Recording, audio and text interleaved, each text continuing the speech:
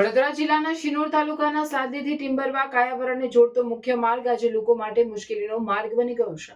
ધારાસભ્ય અક્ષય પટેલના હસ્તે ખાતમુહૂર્ત કરાયેલ રોડનું કામ છેલ્લા ઘણા સમયથી બંધ હાલતમાં પડ્યું છે, જેના કારણે સ્થાનિકોમાં ભારે રોષ ફાટી નીકળ્યો છે.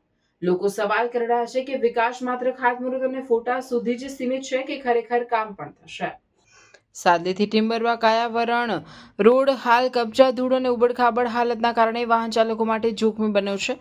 રોજ અનેક બાઇક સ્લીપ થવાની ઘટનાઓ સામે આવી રહી છે, જ્યારે વાહનોના ટાયર ફાટવાની ફરિયાદો પણ વધી રહી છે. ધૂળના ગોટે ગોટા વચ્ચે વાહન ચલાવવું મુશ્કેલ બન્યું છે. સ્થાનિકોનો આક્ષેપ છે કે કોન્ટ્રાક્ટર કામ અધૂરું છોડી ગાયબ થઈ ગયો છે અને તંત્ર માત્ર દર્શક બનીને બેઠું છે. લોકો કહી રહ્યા છે કે ખાતમુહૂર્તથી નહીં, કામથી વિકાસ દેખાય. સ્થાનિકોના જણાવ્યા મુજબ રોડનું કામ વૃક્ષો કાપવાની મંજૂરીના અભાવે અટકી પડ્યું છે. લોકોની માંગ છે કે તાત્કાલિક વૃક્ષો કાપવાની પરમિશન આપવામાં આવે અને રોડનું કામ યુદ્ધના ધોરણે ફરી શરૂ કરવામાં આવે. સ્કૂલના વિદ્યાર્થીઓ, દર્દીઓને લઈ જતા વાહનો અને રોજગારી માટે જતા લોકો ભારે હાલાકી ભોગવી રહ્યા છે.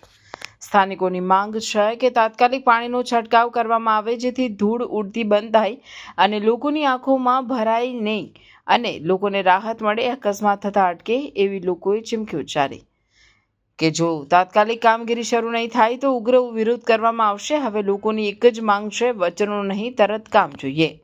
રિપોર્ટર સંજય ખત્રી, શિનોર સમાચાર ન્યૂઝ, શિનોર.